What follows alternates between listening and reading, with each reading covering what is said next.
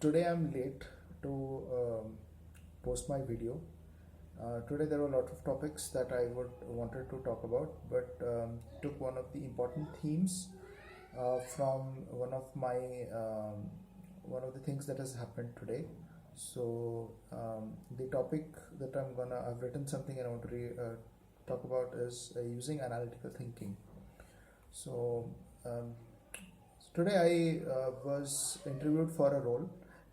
Few rounds have gone, but today's round was on analytical thinking.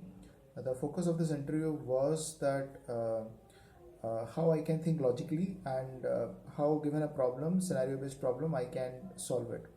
So there were a lot of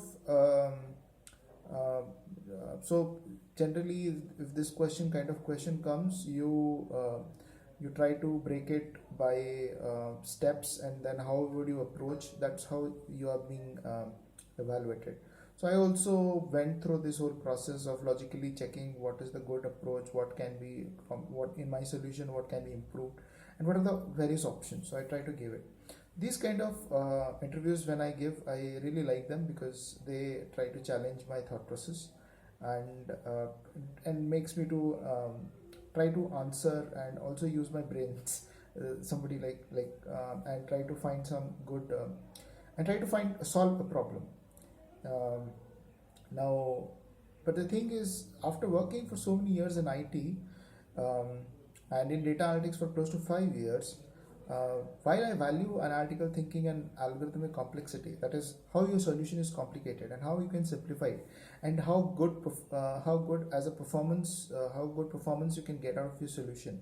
These are important, but I never got to structurally implement such concepts. I've read about them so many years back, but in practice, the concepts behind assessing your complexity or assessing your how much O to the power n notation or O to the power n notation complexity of algorithms. So that I never got the chance to implement it scientifically.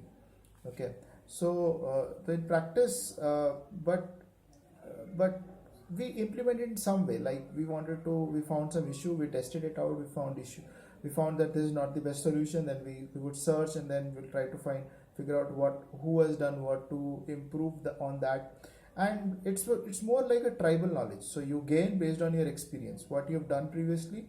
You try to see that and what you can do, and then you try to implement it. But it's not like a scientific process, like how probably a data scientist, or let's say somebody like a software developer who has worked years on years on a specific developing code and trying to calculate this algorithmic complexity. I've not done that. So that was one process which has been lacking for me, and I feel it's that is where learning is important. Okay, and we should be learning these kind of concepts. Even if we have read it long back, we should be refreshing it, not only just for interviews but also just to make sure that we implement it from time to time. So I had a long conversation with a friend on what I want to do in my rest of my career, and in last 5 months a lot of my earlier plans have changed, much of which I had wished to do have lagged behind, and also some of the things that I wanted to, like I thought this would be my career, has now changed. My priorities have changed, my interests have changed. So but today my friend, right, he showed me the importance of time. Like we have this much time in a day, 24 hours, how we do work, sleep, and do some recreation, but how we can use it to proceed in our life. And that's where the importance of learning things like learning analytical thinking, then brushing our concepts, it may help. Okay, and and this kind of thing can also help in long term planning. So just what happens is that I do a lot of planning but never implement it. But we should also use our day strategically for our long term, and that is something whenever I did, I was successful. Whenever I didn't do, that didn't add any value.